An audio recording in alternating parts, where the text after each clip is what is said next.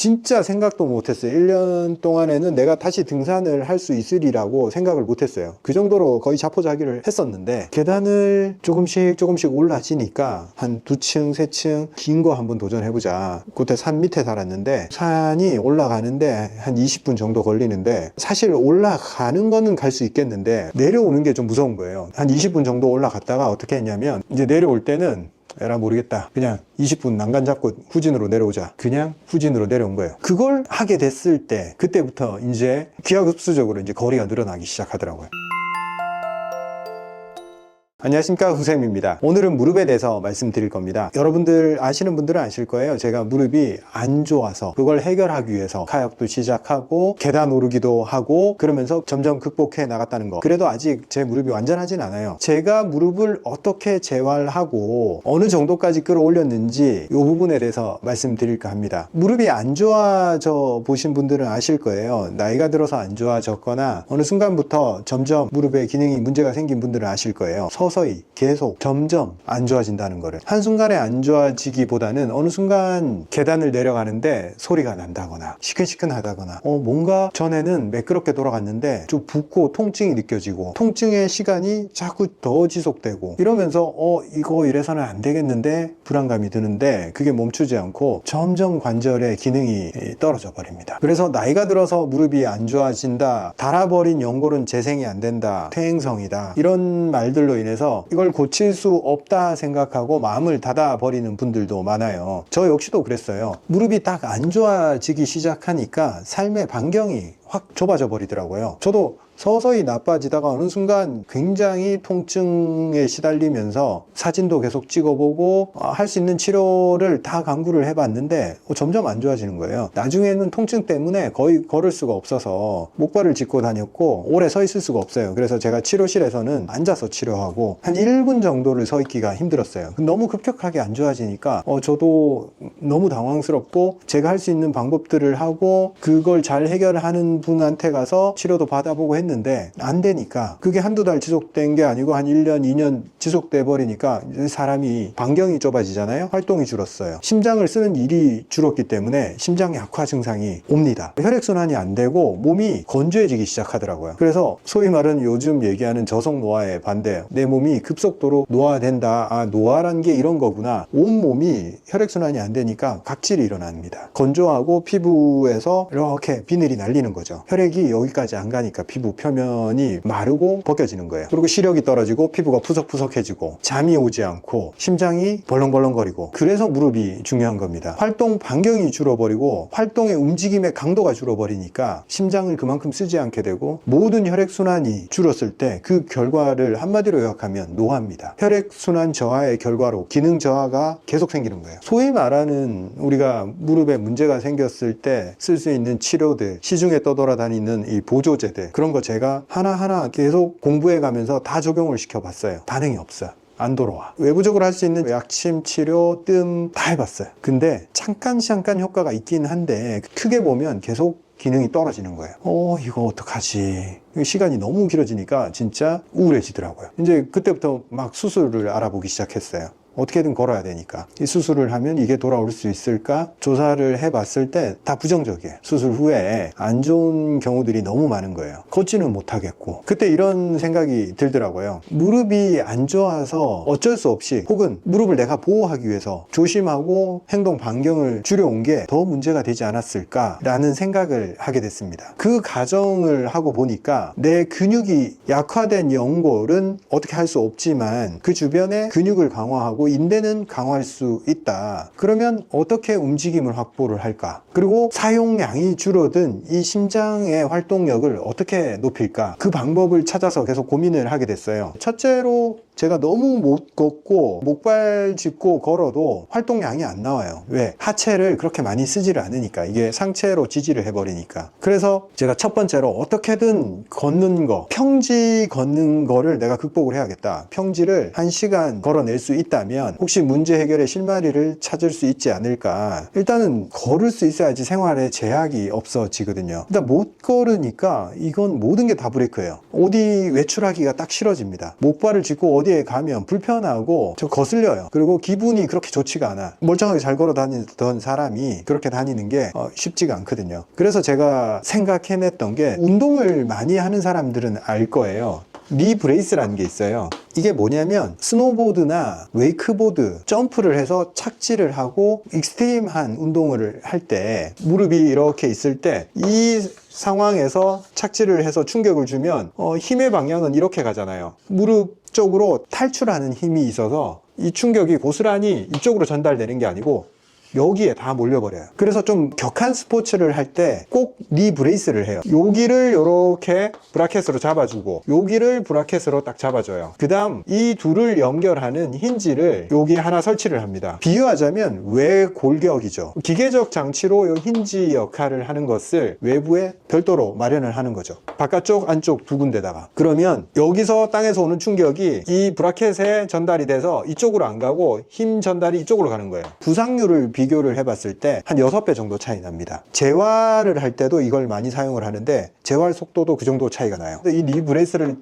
차면 깁스한 것처럼 이 관절의 무게 부담을 덜어주니까 얘가 다시 돌아오는 데까지 시간을 벌어줍니다. 저도 이거 예전에 스노보드라든가 엔듀로라고 산악용 오토바이 이런 취미들을 했기 때문에 그런 스포츠에서 이걸 사용을 해요. 요거를 재활 목적으로 구입을 해서 착용을 하고 다니기 시작했어요. 요걸 차고 활동을 해보니까 처음에 이제 5분 동안 좀 버텨지더라고요. 양쪽을 이걸 다 차고 생활을 해보니까 한쪽이 좀 빨리 돌아와요. 그렇게 해서 평지를 10분 걸을 수 있게 되고 나중에 30분씩 걸어도 이걸 차고 걸으면 버텨지게 되는 그런 단계까지 올라오더라고요. 확실히 내가 무릎을 보호하기 위해서 활동을 줄이고 그런 마음으로 방어적으로 살아갔을 때는 이게 계속 나빠져요. 그리고 무릎만 나빠진 게 아니라 내 줄어든 활동량으로 인해서 다른 모든 부분이 약해지는 그런 느낌 때문에 우울증이 올 수밖에 없어요. 그때 제 생애 처음 우울증이란 걸 상당히 긴 시간 동안 느껴봤는데 어떤 원리로 우울증이 생기는지 확실하게 알겠더라고요. 활동량과 관련돼 있구나. 그 상황에 빠져 있을 때는 그걸 분석도 못했어요. 굉장히 부정적 생각 속에 빠져 있기 때문에 그걸 분석을 한다 만다 그런 건 없어요. 그냥 떠오르는 모든 생각은 부정적 생각만 떠올라요. 그래서 그때는 분석을 못하고 나중에 좋아지고 나 보니까 그런 우울한 감각들이 어느 순간 사라져 버렸구나 하고 느꼈을 때 그때 알게 됐어요. 움직임의 양과 사고방식, 생각, 부정적 감정의 양, 이게 연관이 되어 있었구나 그때 느꼈어요. 그래서 무릎이 너무 안 좋은 분들은 요 니 브레이스를 추천을 드려요. 해외에서 군인들 재활하고 운동선수들 재활하고 그런 전문 브랜드들이 외국에는 많아요. 그리고 일반인들도 재활 과정에서 이 니 브레이스를 차는 것을 그렇게 껄끄럽게 생각하지 않아요. 허벅지에 브라켓이 있고 그 다음에 종아리에 이렇게 브라켓이 있고 이 두 개를 연결해서 관절이 있는데 관절이 단일 관절이 아니에요. 복합 관절로 되어 있습니다. 우리가 무릎이 단순하게 이렇게 꺾이는 것 같지만 실제로는 슬라이딩을 해요. 이렇게 슬라이딩. 그래서 단순하게 이렇게 꺾이는 관절을 여기다가 설치를 해 놓으면 내 움직임과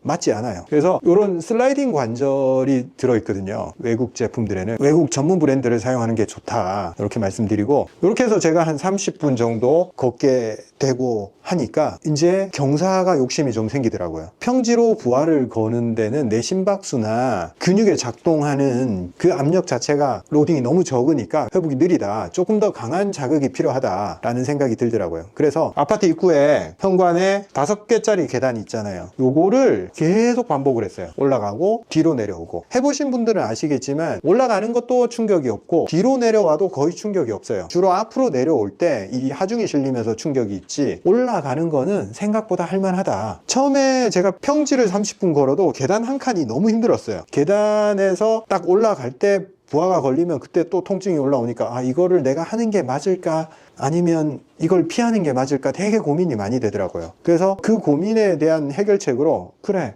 하나만 한번 계속 실험을 해보자. 그래서 하나를 오르락 내리락 한 단을 계속 반복을 하고 그 다음날 평가를 하고 좀 더 30분 이상 걸을 수 있는지, 무릎에 이 단단함이 조금 더 생겼는지, 이 객관적으로 몇 분 더 걸을 수 있나를 니 브레이스를 한 상태에서 체크를 하면 좀 내 무릎에 잡아주는 힘이 생겼나 안 생겼나를 판단할 수 있겠더라고요. 그리고 좀 긍정적 효과가 있다 판단하고 이제 아파트 앞에 있는 그 현관 5개짜리를 올라갔다가 내려왔다가 이걸 무한 반복하고 있는 거예요. 거기서 1시간째. 저한테는 그게 상당히 흥미로웠고 그 당시에는 큰 도전이었어요. 그 5계단 오르는 게. 내가 무릎이 안 아플 때는 전혀 의식 없이 했던 이런 행동들이 내 몸에 굉장히 좋게 작용을 했구나. 그래서 그때부터 계단을 좀 다르게 보기 시작했어요. 아, 계단에 답이 있겠구나. 내가 계단을 자유롭게 올라갈 수 있으면 그때는 일상생활이 가능해지겠구나. 니브레이스 없이. 그렇지만 그 당시에 제가 재활 하는데 니브레이스를 거의 1년 가까이 계속 차고 다녔어요. 운동량을 확보하기 위해서. 뺐을 때는 시간이 확 줄어버리는 거예요. 한 10분 정도 가면 버티지를 못하는 거예요. 그래서 조금 더 자신감이 붙고 계단이 되니까 진짜 생각도 못했어요. 1년 동안에는 내가 다시 등산을 할 수 있으리라고 생각을 못했어요. 그 정도로 거의 자포자기를 했었는데 계단을 조금씩 올라지니까 한 2층, 3층 긴 거 한번 도전해보자. 그때 산 밑에 살았는데 산이 올라가는데 한 20분 정도 걸리는데 사실 올라가는 거는 갈 수 있겠는데 내려오는 게 좀 무서운 거예요. 내려오다가 한 20분 정도 올라갔다가 어떻게 했냐면 이제 내려올 때는 에라 모르겠다. 그냥 20분 난간 잡고 후진으로 내려오자. 그냥 후진으로 내려온 거예요. 그걸 하게 됐을 때 그때부터 이제 기하급수적으로 이제 거리가 늘어나기 시작하더라고요. 한 바퀴 도는데 총 2시간 걸리는 거를 산 둘레길을 돌 수 있게 되더라고요. 그 다음에 제가 해야겠다라고 생각했던 게 그래도 피부가 여전히 건조하고 각질이 일어나고 눈이 계속 건조한 거예요. 이걸 어떻게 해결할까? 계단을 올라도 뛰는 거랑 심박수를 이렇게 확 끌어올리는 거랑 그런 게 안 되니까 이거를 좀 해결할 방법이 없을까 생각을 하다가 그래, 무릎을 안 써도 되는 거 수영을 한번 해보자. 이때 수영을 하기 전에 제 생활이 우울감이 여전히 존재했어요. 그냥 그걸 극복하기 위해서 모든 것들은 꽤나 큰 결심을 통해서 하고 있던 중이었고 그렇게 감정 상태는 좋지 않았어요. 그때까지도. 그리고 이제 불면도 여전했기 때문에 아침에 일어나는 게 굉장히 힘들었고 심장을 충분히 사용을 하지 않으니까 확실히 잠이 안 와요. 밤에 2시가 되든 3시가 되든. 그래서 아침에 겨우 일어나는 그런 생활이었는데 수영을 하려니 내 생활에서 출근도 해야 되고 하니까 아침 시간밖에 없는 거예요. 그래서 6시 수영을 등록을 했어요. 6시에 뭔가를 내가 한다라고 계획을 잡아본 적이 없는데 시간이 없으니까 이때를 빼본 거예요. 6시에 일어나서 어쨌거나 나는 재활 목적이고 살아야 되니까 이게 분명히 나한테 긍정적인 효과를 줄 거야 하면서 6시 수영을 가기 위해서 뭐 힘겹게 일어났죠. 5시 반에 일어나서 후다닥 가서 수영을 하는데 되게 좋은 느낌은 아침에 그렇게 운동을 하는 사람들이 많다라는 거, 그리고 그 사람들 표정들이 참 좋다. 거기서 기분이 좋아지더라고요. 나는 사실 건강하지 않고 감정 상태도 좋지 않았지만 건강한 사람들과 같이 나도 운동할 수 있는 사람이다 라는 그 자신감이 주어지고, 또 평지에서 뛰지는 못했지만 수영은 그나마 상체를 활용을 해서 거기서 어느 정도는 내가 남들 정도는 하는구나 자신감이 생기는 거죠. 기분이 변화가 되니까 여기서 제가 우울감을 많이 극복을 했어요. 아침에 일어나서 해 뜰 때 운동을 하라 라고 제가 굉장히 강조를 많이 하잖아요. 이 경험에서부터 비롯됐어요. 제가 일어나 봐야 맨날 8시에 일어나고 그랬어요. 그런데 이렇게 수영을 하고 내 감정 상태가 바뀌는 것을 관찰을 하고, 그리고 내 심장이 아침부터 작동을 시키니까 혈액순환이 되고 긍정적 기운으로 하루를 버텨내기가 되게 쉬워지더라. 그래서 내 삶에 존재하지 않았던 6시에 운동하는 삶이 딱 주어지니까 완전히 다른 국면이 펼쳐지는 거예요. 자신감이 막 올라오는 거예요. 그때 제가 버킷리스트에 있던 카약을 할 수 있는 용기가 생기더라고요. 아, 수영 좋은데 조금 더 도전적인 걸 하고 싶다. 그 전에 내가 우울한 상황에서는 살아서 뭐하지 라는 생각으로 뭐 도전은커녕 의욕 자체가 없는데 일하는 것도 너무 싫은데 뭘 새로운 도전을 해, 이런 느낌이었는데 기분이 바뀌니까 그 다음 딱 떠오르는 생각이 쉬운 거 말고 조금 더 강도 높은 거를 한번 해보고 싶다. 그리고 카약을 선택하게 됐던 게 어쨌거나 내가 하체에 대해서 자신감이 없으니까 아직 달리기를 할 수 있는 수준이 안 되니까 러닝도 하고 싶고 등산도 가고 싶고, 근데 니브레이스를 하지 않고 모든 생활이 그때도 쉽지가 않았으니까 그때 배를 타면 하체를 사용하지 않고 상체로 내 심장을 강하게 푸시할 수 있겠다 싶은 거예요. 그래서 카약을 시작하게 됐고, 도전을 했을 때 또 완전히 업그레이드가 돼버려요.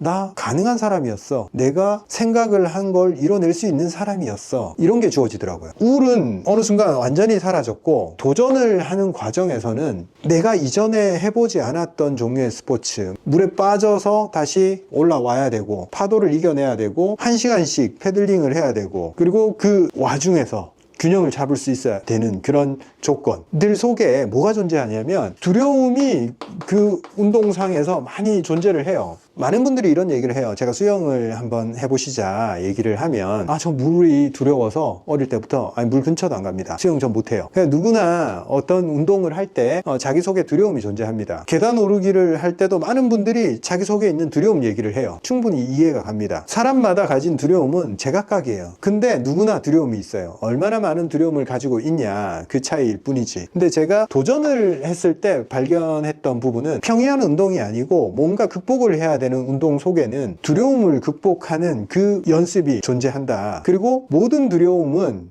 반복을 하면 그 두려움의 실체가 드러나고 두렵지 않게 되고 익숙해진다. 이걸 알게 됐어요. 뜻밖에도 그 도전 후에 제가 얻었던 것은 내 속에 존재하던 두려움의 실체를 알게 되고 그 두려움이 사라지는 과정을 내가 쳐다보게 됐어요. 이 두려움이 사라졌을 때 처음부터 뭐 다 사라졌겠어요? 조금씩 이거 별거 아닌 거구나 하면서 두려움이 싹싹싹 다 잘려나가요. 지금도 있긴 있어요. 근데 정말 조금밖에 없어. 무릎 얘기하다가 이게 지금 주제가 일로 갔는데 저는 뭐 아무거나 다 얘기합니다. 원래 각본 없는 촬영이기 때문에. 자, 두려움이 없어졌을 때 어떤 일이 일어나는지 이것도 한번 말씀드리겠습니다. 우리가 아픈 사람들은 대부분 두려워해요. 거의 죽음이 코앞에 있는 사람처럼 벌벌 떨고 있어요. 나 이러다가 암 걸리면 어떡하지? 나 이러다가 재발하면 어떡하지? 나 이러다가 못 걷는 거 아니야? 엄청난 두려움들로 머릿속에 이렇게 꽉꽉 채워놓고 있습니다. 아픈 사람 말고 보통 사람들도 다 마찬가지예요. 행동에 제약을 가장 강하게 주는 것들은 두려움입니다.